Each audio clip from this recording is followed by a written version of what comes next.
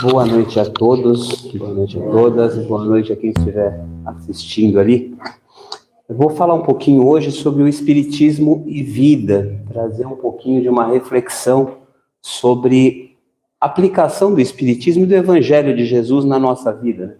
Então, Emmanuel traz para nós algumas reflexões, e nesse texto aqui do Prefácio do Caminho, Verdade e Vida, ele menciona, que o Cristo não estabelece linhas divisórias entre o templo e a oficina. Toda a terra é seu altar de oração e seu campo de trabalho. Ao mesmo tempo, por louvá-lo nas igrejas e menoscabá-lo nas ruas, é que temos naufragado 1000 vezes por nossa própria culpa. E essa é uma reflexão que nos faz pensar um pouco e as dificuldades. A gente vem caindo bastante nas experiências religiosas, né? Porque, às vezes, a gente lê o Evangelho e, por ler o Evangelho, a gente se confunde, às vezes, e, ao invés de nos aproximarmos, a gente acaba se distanciando. O que é para criar entre nós e a nossa referência, que é Jesus, como Kardec nos traz na pergunta 625 do Livro dos Espíritos, né? Quem é o nosso guia e modelo, o melhor exemplo que temos na Terra, e os Espíritos mencionam Jesus. A gente cria esse abismo de distanciamento, ao invés de criar uma ponte que nos liga a Ele. E por que a gente faz isso? Porque a aplicação do Evangelho na nossa vida é o que há de grande transformação, né? A gente tem um amigo na nossa casa, eu trabalho no União Espírita Sorocabana, sou um trabalhador lá da casa, e tem um grande amigo nosso da casa que ele menciona, que o Espiritismo na cabeça, ele é informação. Mas se a gente consegue trazer o Espiritismo para o coração, ele é a transformação. E aí é o grande momento. Às vezes a gente se prende tanto no intelecto e não consegue trazer a mensagem de Jesus para a gente. O Espiritismo, ele nos traz uma visão fantástica. Ele coloca a luz sobre o Evangelho do Cristo e nos traz o tríplice apoio de filosofia, religião e ciência, esclarecendo tudo, colocando tudo de uma forma muito clara, para que a gente possa internalizar esse conhecimento e aplicar. E Jesus vem trazendo, à medida que a gente vai cometendo ali as nossas falhas, então, veio todos os missionários, todos os mensageiros, trazendo, Então, vem Moisés, vem os apóstolos de Jesus ali, vem os profetas, na verdade, trazendo as informações, vem o próprio Cristo, trazendo a mensagem de Deus para nós, como sendo a mensagem do caminho, sendo o nosso exemplo a ser seguido e um modelo que a gente poderia nos guiar para chegarmos à perfeição que possamos atingir. Jesus é confundido, é assassinado, os seus apóstolos e os seus discípulos seguem fazendo a pregação, seguem fazendo a divulgação do Evangelho, faz-se todo o trabalho 300 anos depois, por questão de matéria, se confunde tudo de novo, se mistura tudo de uma vez, e por questão de manutenção de um império, se cria um outro conceito de cristianismo. Esse conceito se deturpa, Jesus manda de novo um outro missionário na altura de 700 depois de Cristo, para trazer de novo a visão de um evangelho real, a visão pragmática do evangelho, e de novo criam-se conflitos. Em meados de 300 anos depois, a gente traz as cruzadas de conflitos religiosos. E aí o Cristo vai mandando seus mensageiros, vai mandando mensageiros o tempo todo. Então, ele manda lá, em meados de 1400, manda lá o Jan Hus, que traz o início do trabalho do protestantismo, que tem por conceito fazer o quê? Pegar o Evangelho de Jesus e divulgar para as pessoas. Porque existia um clero tomando conta, um grupo que coordenava aquilo e juntava, e a informação não chegava. Então, vem mensageiros fazendo esse trabalho, depois vem Martim Lutero, Kardec, trazendo as informações, aí depois vem os trabalhadores do Espiritismo, E aí a gente vem Chico, Ivone Pereira, vem o Divaldo, aí vem todos os trabalhadores que hoje estão aí da doutrina espírita, Herculano Pires, que traz ali, com seus estudos, traz o conceito e escreve vários livros também, não mediúnicos, livros escritos por ele mesmo, de interpretações, para que a gente traga esse conhecimento e internalize, e que a gente consiga trabalhar em nós o conceito e os ensinamentos de Jesus, que a gente consiga entender o que é chamado de reforma íntima, que nada mais é de uma transformação.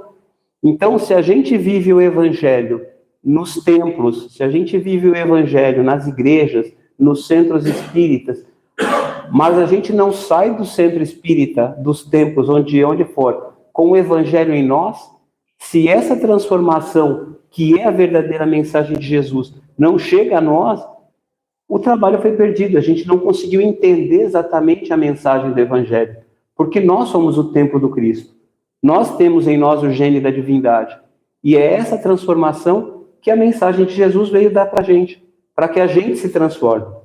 E a gente se perde, às vezes, no misticismo, né?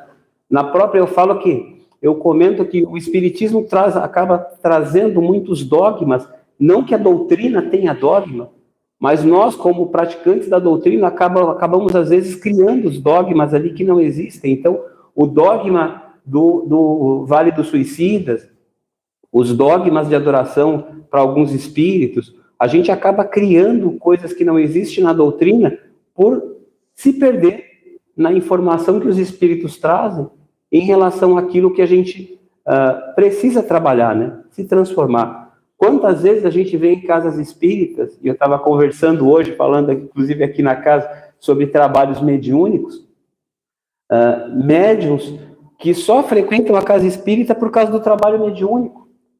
E o estudo que é importante, a transformação, para que possa se tornar um ser melhor e buscar esse conhecimento e refletir essa luz, às vezes se perde, a pessoa não quer trabalhar, não vem para o trabalho, vem só especificamente para o trabalho mediúnico. Então, todo o conceito de transformação do evangelho acaba ficando perdido.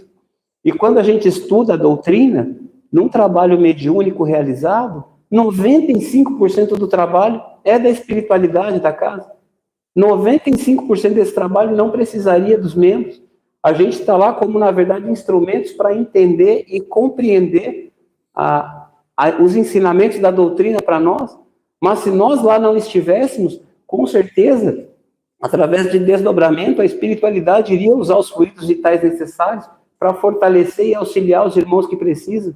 E a gente, às vezes, se confunde nessa visão e se prende somente à visão do místico, né, do fanatismo, da visão do fantasioso, da necessidade do contato direto, e esquece todos esses ensinamentos de Jesus para que a transformação venha em nós. E aí o Emmanuel nos faz pensar, né, que é justamente por não trazer esse espiritismo para dentro que a gente passa milhares de encarnações tentando se transformar e às vezes se perdendo. E aí, Kardec traz essas reflexões, quando ele traz para nós na pergunta 614, né, o Livro dos Espíritos é dividido em 4 partes, ali para os estudiosos espíritas. A primeira parte, que é a parte menor, ele fala da formação do mundo e do conceito de Deus, né, a existência de Deus e a formação dos mundos, que é a menor parte. Não é que ela não tenha grandes conteúdos, é que os espíritos mencionam várias vezes em várias perguntas que nos falta conhecimento para entender um pouco mais sobre Deus, para entender um pouco mais sobre a formação dos mundos. Então, assim, por falta de informação, eles dão somente as informações limitadas. Depois ele pega ali da pergunta 76 até a pergunta 613, ele traz a informação sobre o mundo dos espíritos. E aí sim, Kardec vai mencionar e desmistificar um pouco do conceito das mesas girantes ali que estavam acontecendo, os fenômenos todos, esclarecendo um pouco para nós, trazendo essa visão do mundo espiritual. Da pergunta 614 à pergunta 919, ele desmistifica toda essa visão de fantasioso e traz para nós a evolução moral. E da pergunta 920 até a pergunta 1018 ou 1019, dependendo da tradução, porque aí tem a pergunta 1011, ela foi suprimida, então tem livros que trazem a pergunta 1011, tem livros que não traz, e aí seriam 1118 ou 1119 perguntas, mas ali ele traz esperanças e consolações, que aí são relatos de espíritos, de irmãos que foram trazendo informação para a gente de experiências já no plano espiritual, para servir de consolo, para servir de suporte, para servir de apoio para nós, né? E aí, para cada um desses livros, para cada um dessas partes do Livro dos Espíritos, Kardec escreve um livro de apoio. Então, na primeira parte, ele escreve a Gênese, Na segunda parte, ele traz o livro dos médiuns. Na terceira parte, ele informa para nós traz o Evangelho segundo o Espiritismo, como base dessa evolução moral. E na quarta parte, o céu e o inferno, que fala das esperanças e consolações. Mas a gente vai se ater aqui à terceira parte, que é justamente onde se fala da transformação moral, que fala um pouco desse conceito de internalização do Evangelho. Então, qual que é a base para isso? Para esse livro, para deu suporte a Kardec, que Kardec escreveu para que a gente possa detalhar um pouco mais. Exatamente o Evangelho segundo o Espiritismo, que traz ali naquele livro todas as histórias e todo o conceito moral aplicado por Jesus. Tanto que ele menciona, no começo do Evangelho segundo o Espiritismo, ele menciona que ele não vai trazer informações históricas para ficar distorcendo e discutindo se foi assim ou se foi assado, se Jesus nasceu em Belém ou se nasceu em Nazaré. Isso é o que menos importa, né? E às vezes a gente se pega até conversando, estuda um pouco de Paulo e Estevão, e aí há discussões sobre Paulo caiu do cavalo ou caiu do camelo, caiu do cavalo ou caiu do camelo. Não faz a menor diferença, porque a mensagem no final do dia é a queda. O que traz o ensinamento sobre Paulo nesse momento é a queda de Paulo. E quer se referir a essa queda, é uma queda que menciona a visão de alguém que tinha distorcido, tinha perdido o seu conhecimento e a sua interpretação, acreditando em conceitos de Moisés e perdeu a chegada do Messias. E naquela queda ele percebe exatamente isso. Então ali inicia a transformação de Paulo. E às vezes a gente se perde na leitura do Evangelho. E isso a gente vem fazendo por milhares de anos, por várias encarnações. Então quando Emmanuel menciona isso no começo ali do Caminho, Verdade e Vida, no prefácio, ele traz essa visão que a gente, por distorcer as informações, a gente se perde e fica remoendo, às vezes refazendo as nossas vidas e os nossos erros constantemente por isso. Nessa pergunta, 614 do Livro dos Espíritos, Kardec pergunta aos espíritos o que se entende por lei natural, né? E aí os espíritos respondem que a lei natural é a lei de Deus, é a única verdadeira para a felicidade do homem, né? Indica-lhe o que deve fazer ou deixar de fazer. E ele só é infeliz quando dela se afasta. O que ele quer dizer? Qual a principal mensagem aqui, né? Que as leis naturais e os ensinamentos divinos estão gravados em nós, né? Estão em nós. E aí na pergunta seguinte, estudando na pergunta 620, os espíritos mencionam, né? Kardec pergunta onde está gravada a lei de Deus, e os espíritos respondem na nossa consciência, né? Está em nós. Então é a nossa consciência que traz essa visão. E é normal, quando a gente pergunta ali, quando a gente começa a entender um pouco isso, e aí tem mais perguntas do Livro dos Espíritos que vão esclarecendo. Então, na pergunta 922 do Livro dos Espíritos, pergunta-se sobre o conceito de felicidade, né? O que poderia se chamar de felicidade no plano da matéria, né? E os espíritos respondem: do ponto de vista material, a posse do necessário. Do ponto de vista moral, a consciência tranquila e a fé no futuro. Então, quando ele menciona a consciência tranquila, quantas vezes a gente perde o sono porque a nossa consciência nos acusa de alguma coisa? E por esse conceito, Kardec usa um meio didático, e essas leis morais são didática de Kardec, que sendo um discípulo de Pestalozzi nos usa conceitos didáticos para nos explicar um pouco mais do Evangelho de Jesus. Então ele escreve 10 leis morais que são usadas nessa terceira parte do Espiritismo, e ele fala, né, a lei de adoração. O que seria a lei de adoração? Reconhecimento ao divino, reconhecimento ao supremo, aonde a gente reconhece em Deus uma inteligência suprema maior do que a nossa, que coordena o universo, coordena a vida e nos dá o gênio da divindade, da sua bondade e do seu amor. A lei do trabalho, que é a lei do esforço. Quantas vezes a gente se perde na nossa vida por ficar no ócio? Então, os antigos falavam, as pessoas mais... Minha avó também comentava, e a gente também usa isso hoje, que cabeça vazia é uma oficina do diabo, né? Ou as pessoas, às vezes, que a gente cai no ócio, a gente acaba ficando na depressão, a gente se perde um pouco, e o trabalho nos resgata, nos faz trabalhar, nos faz colocar a mente para funcionar, e a gente se levanta daquilo através do nosso esforço, através do trabalho. A lei de reprodução, que é a continuação da vida, né? que a gente fala que se transforma, eu falo que eu sou uma pessoa antes e depois da minha filha, né? E até comento que se eu soubesse a importância que é ser pai, eu falo que a gente devia ser pai antes de ser filho, né? Se a gente fosse pai antes de ser filho, com certeza a gente valorizaria muito mais os nossos pais do que a gente valoriza agora, do que valoriza antes. Então, à medida que a gente amadurece e tem as experiências, a gente começa a perceber isso, né? Aí a lei da conservação, que é a lei de manter o nosso corpo, a gente precisa manter nosso corpo, nosso espírito, nossa mente saudável, para que a gente possa seguir, para que a gente possa auxiliar, para que a gente possa trabalhar. Lei de destruição, que é a lei que fala que todo ciclo se fecha. Então a gente veio, encarnou, em algum momento vamos desencarnar, é um processo natural e um processo normal. Ele traz nessa lei algumas reflexões sobre o luto, algumas reflexões sobre a perda de pessoas queridas, e a gente percebe que isso é um ciclo da vida, que nós somos espíritos eternos, e o que se transforma ali é a matéria que se encerra, mas iniciamos um novo ciclo, e seguimos. Aí vem um pouco da lei da sociedade, que é essa lei de interação entre as pessoas, o progresso. Quer perceber a lei do progresso? É simples. Atinge um objetivo na sua vida, traça uma meta.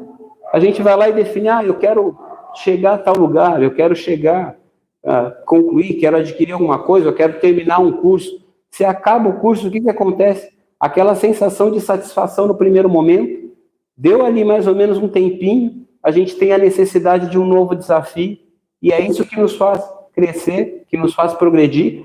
Então, isso é a lei de progresso. E aonde a gente tem isso? Em nós.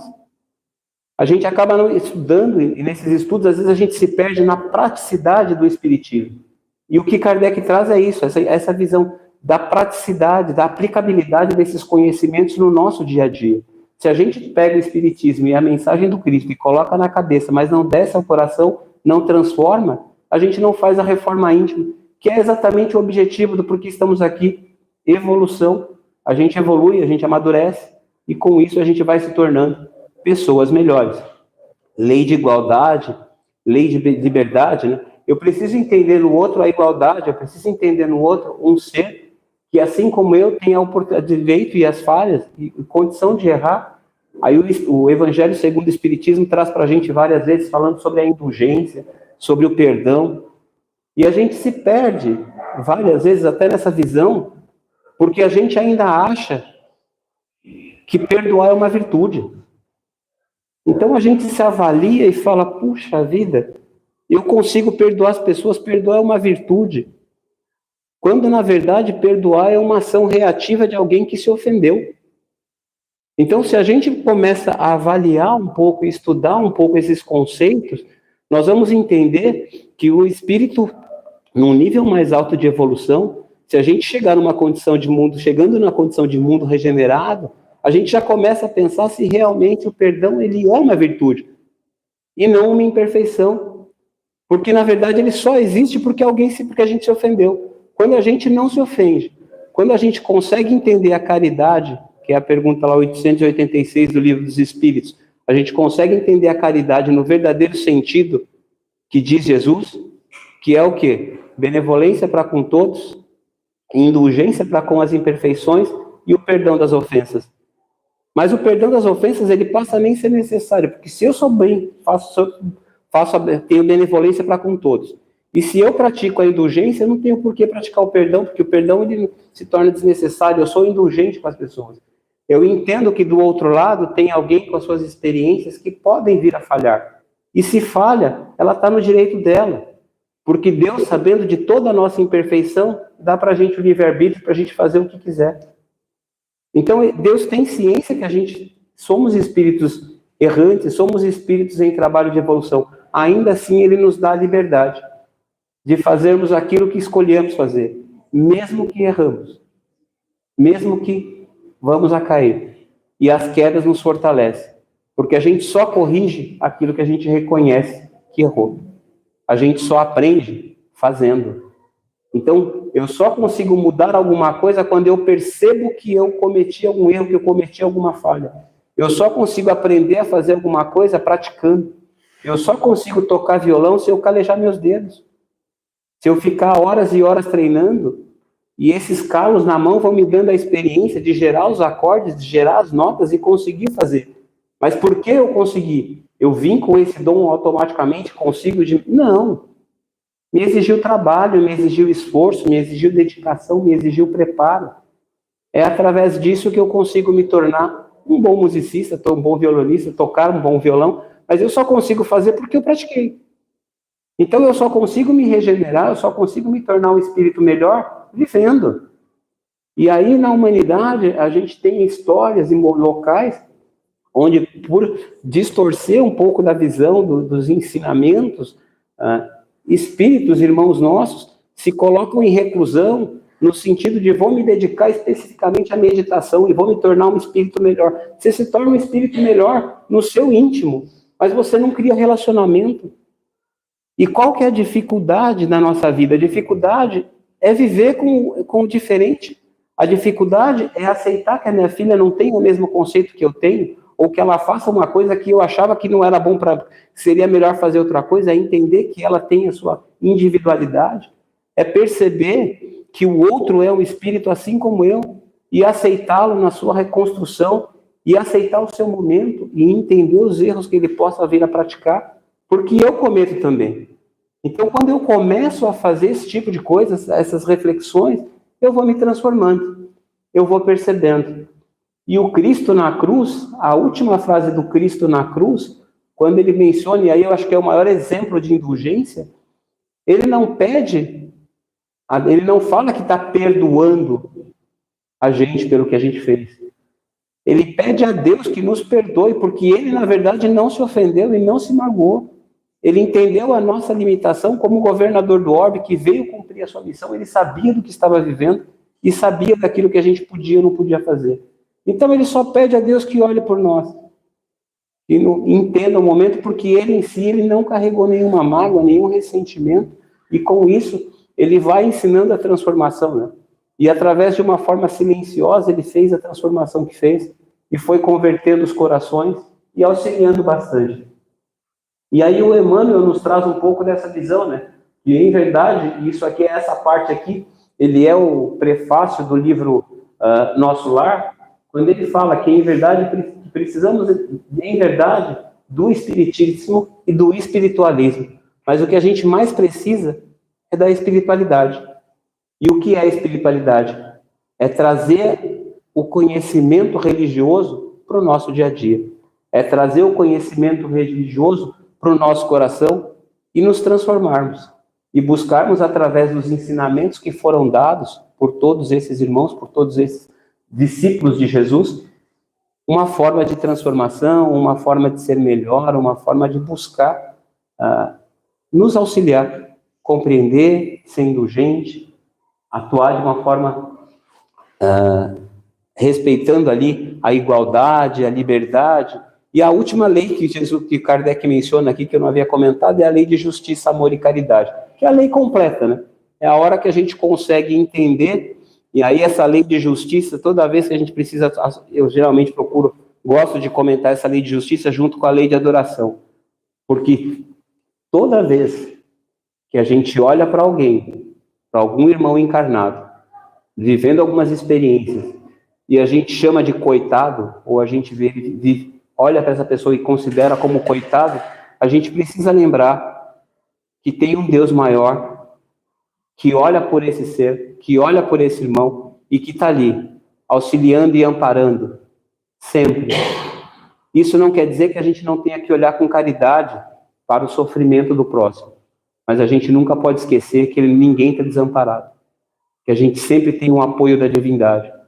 Então a gente tem hoje, por exemplo, na nossa casa, tem uma irmã nossa lá que trabalha com a gente, que era trabalhadora da casa, está vivendo um momento bastante difícil na sua vida pessoal, envolvendo saúde, um problema muito sério de saúde, envolve a família, toda a família sofre junto, ela é uma pessoa nova, está lá com uma série de dificuldades, e todas, muito conhecida na região ali de Sorocaba, então, muitos centros espíritas em que ela participa de trabalhos, da USE, da AME, que ela é trabalhadora também, estão lá fazendo trabalho e orações, e muita mediunidade se manifestando ali, mas a mensagem dos espíritos é sempre aquela, né? Confia, porque a dor, ela é inevitável, a gente vai viver. Mas isso não quer dizer que a gente não tenha o amparo. Mas aquilo são resgates dela, são coisas que ela precisa passar e ninguém vai conseguir passar por ela. A gente olha com um olhar de caridade, a gente olha com um olhar de vontade de ajudar, de apoiar, mas é o momento dela, de transformação dela. E ela, como uma grande espírita que é, entende essa mensagem e ela mesma comenta para a gente, quando a gente conversa com ela nas visitas, ela mesma menciona, estou aqui firme e forte na minha fé. Avisei para Jesus que eu não quero desencarnar, e o que eu puder fazer para continuar aqui, aqui eu estarei. Então a gente percebe esse esforço de resiliência numa grande espírita, num grande espírito que está ali se transformando, vivendo as suas dificuldades, vivendo as suas experiências, recebendo a informação da espiritualidade, de que ela tem apoio, de que ela tem suporte, mas que ela precisa viver a experiência dela. E vai vivendo, vai se transformando, vai seguindo. Então, quando a gente pensa um pouco nessa terceira parte do Livro dos Espíritos, que vai para as leis morais, e ali eu trouxe praticamente, assim, eu tentei elucidar os pontos onde a gente precisa aplicar o Evangelho, né?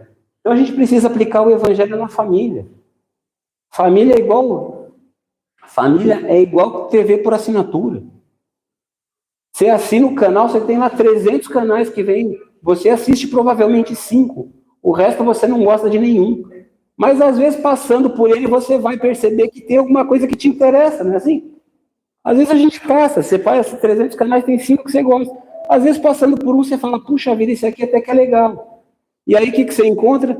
Você encontra um parente, por exemplo, você encontra um tio, uma tia.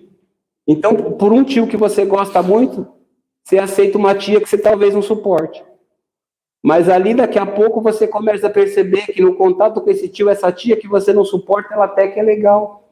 Até que ela tem algumas coisas, algumas qualidades que a gente não se permite ver. E Deus, na sua sabedoria, Ele faz exatamente isso com a gente, nos planos, nos laços de família. Então, reencarnamos em famílias, às vezes, que a gente não consegue entender por que estamos aqui, né? O que eu tenho com essa família? Por que eu estou aqui, né? O que eu estou perdido aqui? E, às vezes, é exatamente isso. Às vezes, aquela pessoa que a gente deve, que a gente cometeu alguma falha, a gente nasce como pai, a gente nasce como mãe, a gente nasce como irmão, e aquilo que a gente jamais aceitaria conviver ao lado, você começa a perceber e ser colocado ao lado. A gente faz isso com o filho, né? Quando o filho briga, você pega os dois, coloca no quarto e fala, agora vocês conversam, enquanto vocês não se acertar, a gente não sai daqui. Não é isso que a gente faz? E aí esperam que eles se conversem. Então Deus faz o que com a gente? Coloca a gente junto e fala, agora vocês vão conviver. E tira de nós toda a lembrança no véu do esquecimento, nos primeiros 14 anos de vida ali, dos quais os 7 primeiros, eles são usados para quê? Para que a gente crie uma nova visão de valores e princípios que são dados pelos nossos pais. Então, naqueles primeiros 7 anos, e aí a gente tem muita... Quem trabalha com educação aqui sabe bem disso, a gente recebe muita informação ali dos próprios pedagogias explicando sobre isso, que os 7 primeiros anos a gente dá a base de valores e princípios, né? Então, se você não construiu valores e princípios no seu filho até os 7 anos, dificilmente ele vai adquirir alguma coisa depois, porque é aquele momento em que o seu exemplo fala mais do que você. É aquele momento em que as suas atitudes exemplificam e constroem uma personalidade. Dos 7 ao 14, é o momento que os filhos olham para a gente como heróis, como heroínas, né? E eles embaseiam na gente, então a gente passa a ser como referência, né? Meu pai é o mais forte do mundo, minha mãe é a melhor mulher do mundo, é a Mulher Maravilha. É aquele momento que a gente cria referências para ele. E dos 14 em diante é um momento onde a espiritualidade começa a se manifestar como individualidade. Eles começam a perceber que tem seus valores, seus princípios, que tem suas particularidades ali, tem as suas reencarnações que trazem consigo ali o seu perfil, só que aí ele vai encontrar conflito entre os amores que ele já construiu, os valores que ele aprendeu diferente do que ele talvez tenha tido anteriormente. Ele tem 7 anos de exemplo de valores que foram dados, tem mais 7 anos que ele usou como exemplificação ali de referência, e aí se conflita com o que ele tem de individualidade. E aí a transformação começa, de uma forma gradativa, de uma forma sem ferir consciências. A transformação que Deus vai fazendo na gente, ela é uma transformação leve e uma transformação gradual, né? Ao invés dos relâmpagos que estouram árvores ali, que a gente se preocupa, quando a gente olha numa floresta, o poder de um relâmpago, a gente não vê a importância dos arbustos, da floresta que vai crescendo gradativamente, né? Um relâmpago, ele destrói um raio, ele destrói uma árvore inteira. mas as sementes caem no silêncio e se faz uma floresta gigantesca sem que ninguém perceba. Essa é a forma que o Cristo vai usando de transformação, que Deus vai usando de transformação em nós. E aí, falando um pouquinho, eu vou falando demais aqui, vou até olhando no horário para não ultrapassar aqui meu tempo. Vamos lá, atrasei um pouquinho aqui, já falei demais. Seguindo um pouco dos conceitos do Evangelho segundo o Espiritismo, né? A gente tem ali no capítulo Sede Perfeitos, e aí os bons espíritos mencionam, né, que o Espiritismo bem compreendido, mas sobretudo bem sentido, caracterizam o cristão verdadeiro. O Espiritismo ele não institui nenhuma nova moral, apenas facilita aos homens a inteligência e a prática do Cristo, facultando fé inabalável e esclarecida aos que duvidam ou vacilam, né? Então, nada de novo. Quando Cristo foi questionado sobre as leis de Moisés, o que foi que ele disse? Eu não vim revogar nenhuma lei. Eu só vim esclarecê-la. Eu só vim fazê-la cumprir. E aí vem Kardec depois, enviado por Jesus, trazendo a mesma mensagem. O Espiritismo ele não vai revogar nada. Ele só vai esclarecer um pouco mais dessas informações para que a gente possa, no nosso íntimo, internalizar e buscar se aquilo que foi deturpado no passado, ou que nós entendemos errado e não conseguimos trabalhar em nós, ele vem esclarecer, ele vem desmistificar e trazer para o nosso íntimo, para a nossa vida. E aí depois, no livro Céu e Inferno, né, as penas futuras, segundo o Espiritismo, Código Penal da Vida Futura, esse é o livro da quarta parte do Livro dos Espíritos, onde eles trazem a informação que é a quarta parte que fala de esperanças e consolações. E aí, o livro Céu e Inferno, para quem não leu, são relatos ali de espíritos. A segunda parte do Céu e Inferno praticamente é relatos de espíritos trazendo um pouco das suas experiências no plano espiritual após o desencarne, falando das suas dificuldades e dos seus acertos também. Então, eles comentam um pouco sobre isso. E aqui ele traz uma informação importante, né? Ele fala que o nosso sofrimento é inerente à nossa imperfeição, como a felicidade é inerente à perfeição. A alma leva em si o seu próprio castigo, onde quer que se encontre. Toda a imperfeição é fonte de sofrimento. Então, se a gente está sofrendo, é só avaliar. Seja por orgulho, seja por vaidade, seja por algum sentimento, alguma imperfeição da minha parte, está me levando a sofrer. E cada vez que eu penso um pouco sobre isso e começo a refletir, essa transformação começa a acontecer em mim. Porque eu só transformo aquilo que eu reconheço que é falho. Eu só consigo mudar a hora que eu aceito que alguma coisa não está bem ou não está me ajudando bastante. E a gente começa com essa visão, com essa transformação, né? Tem um comentário que eu esqueci de fazer aqui, e aí acho que tem um expositor famoso também, chamado Simão Pedro, e ele traz uma explicação muito boa aqui nessa última frase, quando ele diz que o homem só é infeliz aqui, indica o que deve fazer ou deixar de fazer, e o homem só é infeliz quando da lei se afasta. E aí ele menciona, né, como ele é jurista, ele menciona do prefixo in, que fala qual que é o conceito do prefixo in. O prefixo in é quando a gente nega. Então, a gente só nega a nossa felicidade quando a gente se afasta das leis de Deus. A gente começa a negar a nossa felicidade. E quando a gente vai estudando o Evangelho, e eu comento, a gente estuda bastante o Evangelho lá, por um trabalho que a gente faz na casa, eu menciono que fazer o que Jesus fala é fácil, né? Difícil é fazer o que a gente faz. Porque a gente comete o erro e continua insistindo. Porque a gente ouve que perdoar nos alivia e a gente continua sem perdoar para nos algemar as situações. Então você participa de reunião mediúnica e você vê manifestações de irmãos que estão presos há décadas, séculos, a espíritos que nem gostam por uma questão de vingança, por uma questão de ressentimento. E aí você conversando com eles, você fala, escuta meu amigo, mas qual que é o sentido de você se ver preso? Ah, porque aconteceu e fulano que fez isso, tal, não sei o quê, matou minha família, você não viu o que ele fez? Ele matou minha família, matou minha esposa, meus filhos e tudo mais, e eu assisti tudo aquilo, você fala, tá ótimo, eu entendi que isso aconteceu, e fico com pena desse irmão que fez tudo isso, mas você gostar mais dele do que a sua família? Aí o espírito para e fica pensando, você fala, mas não, como assim? Claro que eu não gosto dele, eu odeio ele, gosto da minha família. Eu falo, tá bom, mas você abriu mão da sua família inteira e está vivendo com ele, por quê? Fazem anos, décadas, às vezes séculos, que você está se prendendo a alguém que você não gosta e esqueceu todo mundo que você gosta. E a gente faz isso. Parece que não, mas a gente faz isso no nosso dia a dia. Quantas vezes a gente, por uma discussão no trabalho, às vezes a gente discute, eu fiz isso várias vezes, tinha algumas discussões, às vezes no trabalho, numa sexta-feira, ia para casa e passava o final de semana remoendo aquela discussão e aquele ponto. Aí no domingo à noite, quando ia pensar em arrumar as coisas para o trabalho, eu trabalhava no escritório que tinha uma empresa que tinha lá 1.000 pessoas no prédio. Adivinha de quem eu lembrava no domingo à noite? Eu lembrava exatamente de quem eu não gostava. Tinha 999 pessoas que eu gostava e que podia me relacionar naquele dia, mas eu me prendi o final de semana pensando nessa pessoa e no domingo à noite a única pessoa que eu lembrava era dela. Então a gente faz isso na nossa vida, no nosso cotidiano. Isso é o que o Espiritismo traz para nós com sentido de reflexão. Precisamos reavaliar os ensinamentos do Evangelho e perceber que o perdão não é do outro, que a indulgência não é para o outro. Então a gente entende, estuda o Evangelho e a gente acaba se distanciando porque a gente olha para Jesus e a gente fala, nossa, e é a coisa que a gente mais ouve no estudo do Evangelho. Nossa, mas eu estou muito longe do Cristo.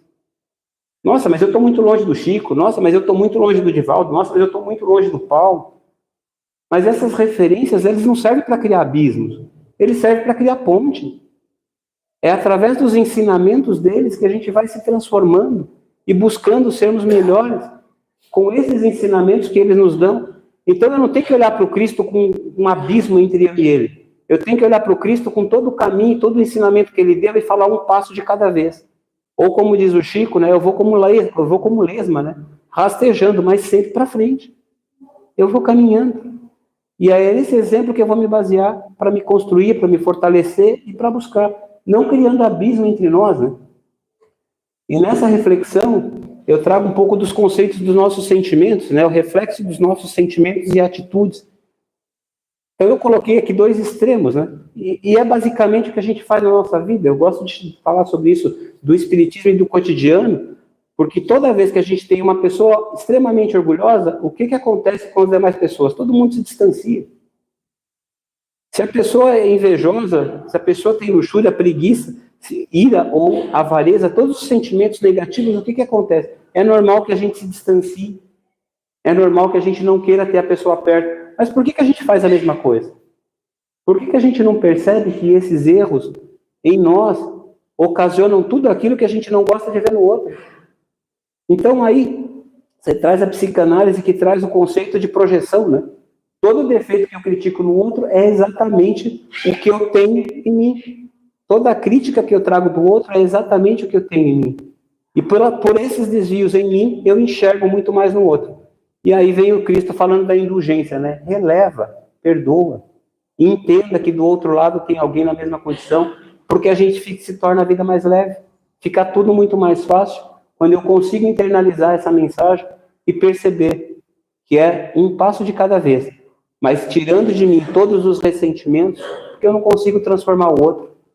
Eu não tenho o poder de transformar ninguém. Eu só tenho o poder de transformar a mim mesmo. Eu só consigo pegar esses ensinamentos de Jesus e colocar na minha vida. E aí eu consigo ser um pouco melhor do que eu fui ontem. Porque eu não consigo pegar tudo isso, abrir a consciência de alguém, jogar na cabeça da minha filha e falar, agora você se transforma. Não funciona assim. Ela precisa das experiências dela. E quando a gente fala de indulgência, a gente fala, não, se coloca no sapato do outro, eu jamais vou conseguir me colocar no sapato do outro. Eu posso até tentar. Mas o outro, ele é o resultado das suas experiências.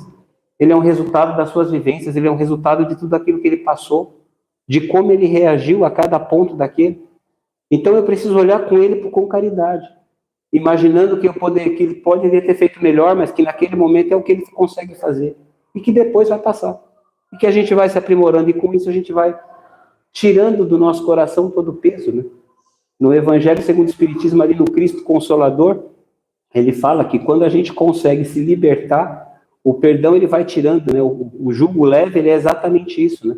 O que é o jugo leve? É a hora que eu consigo tirar de mim todos os ressentimentos e todos os pesos que eu coloco. Quem é que pesa na nossa vida? O que me faz sofrer? Tudo aquilo que eu coloco em cima de mim. Então, se eu crio uma expectativa maior do que a minha filha pode dar para o momento dela, de quem a imperfeição é minha ou dela? Sou eu que coloquei as expectativas sobre ela. Isso não quer dizer que eu não posso ter uma esperança e imaginar, desejar alguma coisa de bom para ela. Desejar que ela tenha o seu futuro, que ela tenha as suas condições.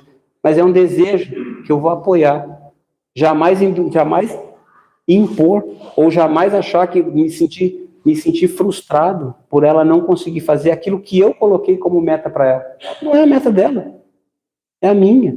Então eu preciso entender isso e respeitar a transformação do indivíduo, assim como Deus respeita a nossa.